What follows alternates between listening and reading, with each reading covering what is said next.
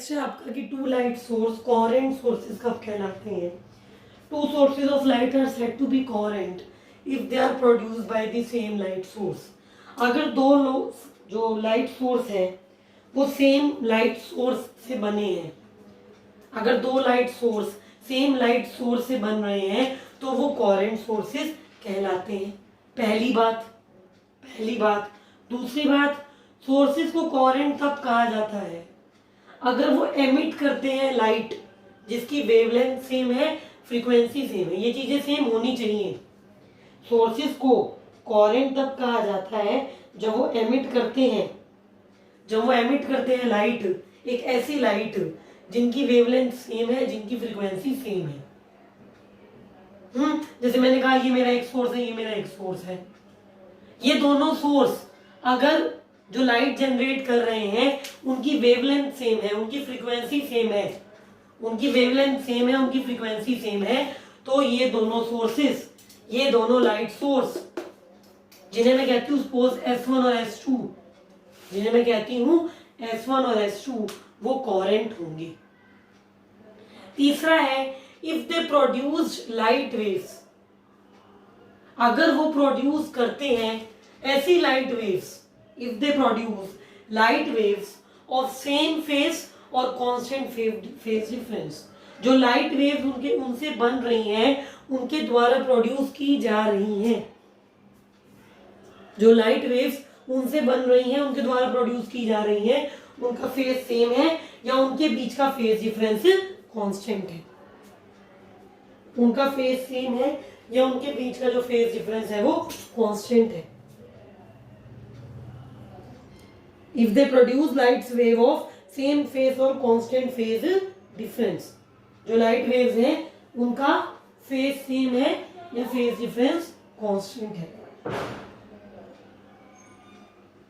ठीक है, तो आज हम लोगों ने सीखा आज कोहेरेंट सोर्सेस सीखा। क्यों? क्योंकि आगे कुछ फिनोमिना आएंगे, इंटरफेरेंस आएगा, डाइफ्रैक्शन के फिनोमिना आएंगे और कुछ ऐसे फिनोमिना है उनमें से जिसमें सोर्सेस कोहेरेंट होने चाहिए, कंडीशन है।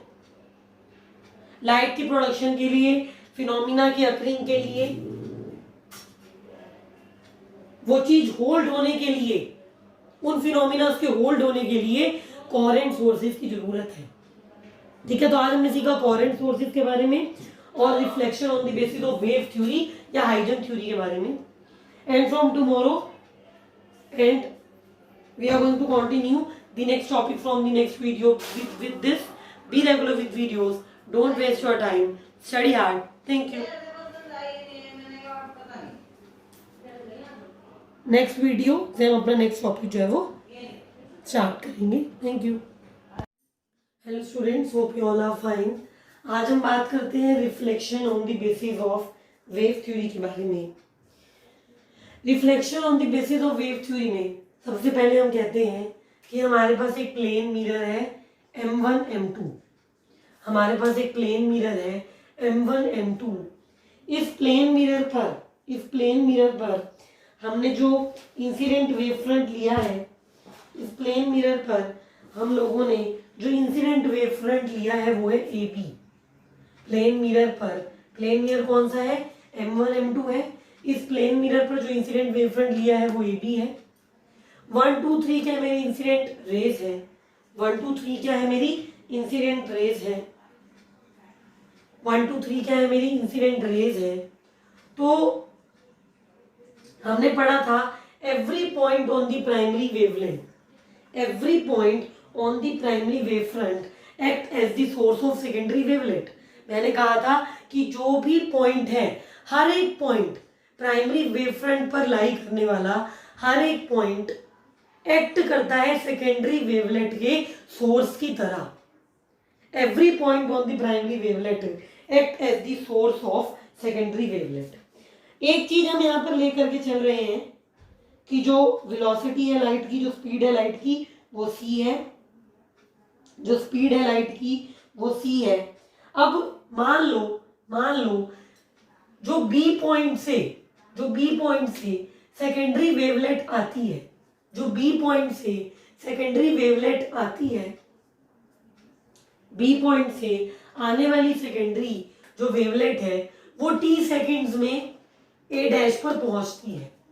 बी पॉइंट से आने वाली सेकेंडरी वेवलेट, क्योंकि मैंने क्या कहा, Huygens theory, Huygens principle, wave theory, Huygens theory का ही दूसरा नाम है भी वेव थ्योरी, कंफ्यूज मत होना। हाइजन थ्योरी जो पढ़ी थी उसका ही नाम है दूसरा wave theory, HUIGEN, Huygens. Huygens theory जो हम लोगों ने पढ़ी थी उसका ही दूसरा नाम है वेव थ्योरी। से पहले वाली वीडियो में हम लोगों ने हाइजन थ्योरी की बात की थी। क्योंकि every point on the primary wave front act as the source of secondary wavelet, therefore B से भी एक सेकेंडरी वेवलेट आएगी। मान लो बी से चलने वाली सेकेंडरी वेवलेट जो है, बी से चलने वाली सेकेंडरी वेवलेट ए डैश पॉइंट पर पहुंचने में उसको टी टाइम लगता है, टी सेकेंड्स का टाइम उसको लगता है। तो बी ए डैश कितना हो जाएगा, डिस्टेंस बी ए डैश क्या हो जाएगा, सी टी हो जाएगा ना। सी हमारी वेलोसिटी है जिससे वो चल रही है, टी सेकेंड उसको लग रहे हैं पहुंचने में, तो बी ए डैश क्या हो जाएगा, वेलोसिटी इनटू टाइम यानी कि C T. B A distance कितना, बी ए डैश डिस्टेंस मेरा कितना हो गया, सी टी हो गया। ठीक है।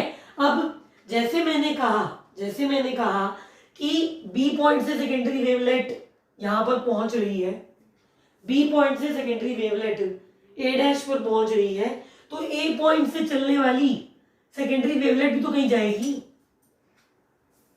Every point, again keep the same thing in your mind that every point acts as the source of secondary wavelet. A point से चलने वाली सेकेंडरी वेवलेट भी तो कहीं पर जाएगी। कैसे निकालेंगे ए पॉइंट से चलने वाली सेकेंडरी वेवलेट को, ए पॉइंट से निकलने वाली सेकेंडरी वेवलेट को हम कैसे ऑब्टेन करेंगे? with A as center and CT as radius, with A as center and CT as radius, draw an arc।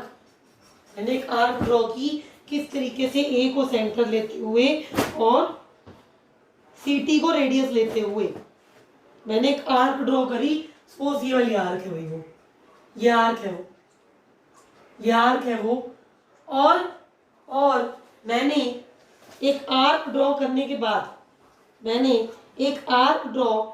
के बाद एक ए डैश से एक टेंजेंट लिया जो इस आर्क से मीट कर रहा है। मैंने एक टेंजेंट ड्रॉ किया ए डैश पॉइंट से जो इस आर्क को मीट कर रहा है, या इस आर्क को मैंने एक टेंजेंट जो ए डैश पॉइंट से बनाया गया है उससे मिला दिया, उससे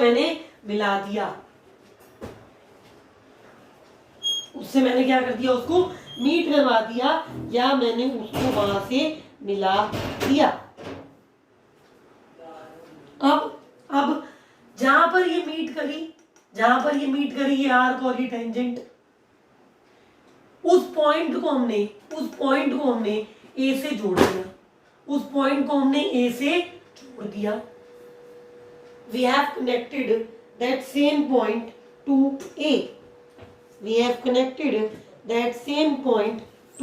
A, फिर से देख लीजिए, ए डैश से हमने एक टेंजेंट ड्रॉ किया,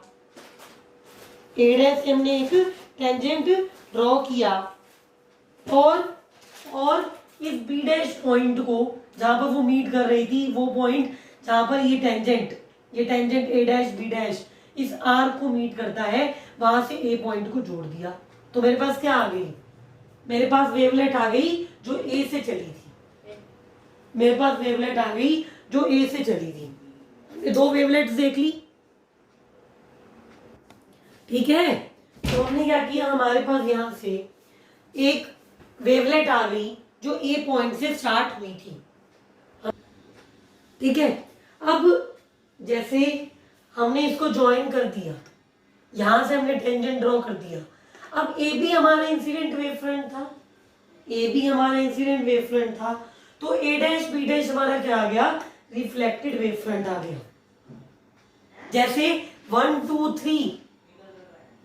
3 हमारी इंसिडेंट रेव थी, ऐसे ही जैसे 1 2 3 हमारी इंसिडेंट रेस थी, ऐसे ही 1 डैश 2 डैश 3 डैश हमारी रिफ्लेक्टेड रेज हो गई। ठीक है, जैसे A B incident wave front था, ऐसे A dash B dash reflected wave front हो गया। जैसे 1 2 3 इंसिडेंट रेज थी, ऐसे ही 1 dash 2 dash 3 dash reflected rays हो गई। अब यहां पर एक चीज आती है, लॉज ऑफ रिफ्लेक्शन को प्रूव करना, कि जो दो लॉ है रिफ्लेक्शन की, सब जानते हैं, सब पढ़ चुके हैं भाई, रिफ्लेक्शन के भी दो लॉज जो है वो कौन से होते हैं।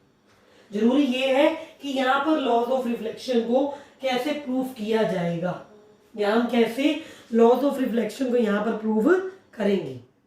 How to prove the laws of reflection over here only. In triangle A dash B, in triangle A dash B and triangle A dash B dash, दो ट्राइंगल मैंने लिए हैं, A dash B and A dash B dash. दोनों triangle को एक बार आराम से देखिए, गौर से देखिए। ए डैश दोनों में कॉमन है, in triangle A dash B and triangle A dash B and triangle A dash B dash. इन दो ट्राइंगल्स में ए डैश कॉमन है मेरा, एंगल बी और angle B dash each 90 degree है, एंगल बी और एंगल बी डैश ईच क्या है 90 डिग्री है। B A dash is equal to A B dash, B A dash ये सी टी था, बताया था मैंने, लिखा भी है मैंने यहाँ, B A dash C T था, ए बी डैश भी क्या था सी टी तो था, तो B A dash is equal to A B dash is equal to क्या है सी टी है, B A dash is equal to A B dash is equal to क्या है सी टी है। तीन चीजें आ गई, कॉन्ग्रुएंट हो गए मेरे ये दो triangle, A dash B dash और ए डैश बी। तीन प्रॉपर्टीज की वजह से मेरे जो ये दो ट्राइंगल हैं ए डैश बी डैश और ए डैश बी कॉन्ग्रुएंट प्रूव हो गए। अब हमें पता है, हम मैथ से जानते हैं कि जब कोई दो ट्राइंगल कॉन्ग्रुएंट होते हैं, when two triangles are congruent, then हम उनके एंगल्स को बराबर लिख सकते हैं बाय यूजिंग सीपीसीटी। हम उनके एंगल्स को बराबर लिख सकते हैं बाय सीपीसीटी। तो क्योंकि ये दो ट्राइंगल कॉन्ग्रुएंट हैं, क्योंकि ये दो ट्राइंगल कॉन्ग्रुएंट है, तो मैं लिख सकती हूं कि एंगल बी ए डैश, ये वाला angle of incidence I, angle B A dash बराबर है किसके, बराबर है angle B dash A dash A के। एंगल बी ए डैश यानी कि ये एंगल आई बराबर है angle B dash A dash A के, angle B dash A dash A के यानी ये एंगल ऑफ रिफ्लेक्शन आर। तो मैंने कॉन्ग्रुएंट ट्राइंगल की प्रॉपर्टी से क्या प्रूफ कर दिया कि मेरा एंगल ऑफ इंसिडेंस और एंगल ऑफ रिफ्लेक्शन क्या है, बराबर है। मैंने कॉन्ग्रुएंट प्रॉपर्टी से ये प्रूफ कर दिया कि मेरा एंगल ऑफ इंसिडेंस और एंगल ऑफ रिफ्लेक्शन बराबर है।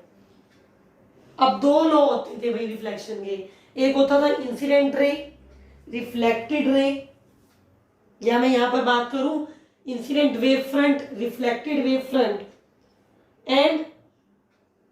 and the surface mm dash are perpendicular।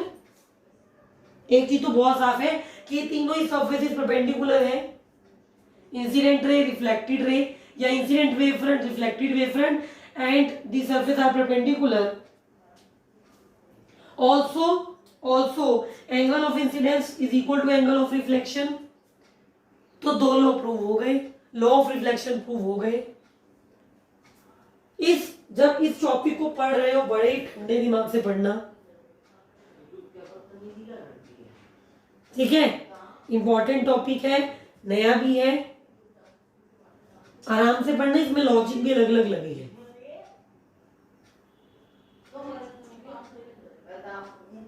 इन्हें अच्छे से साथ साथ पढ़ना।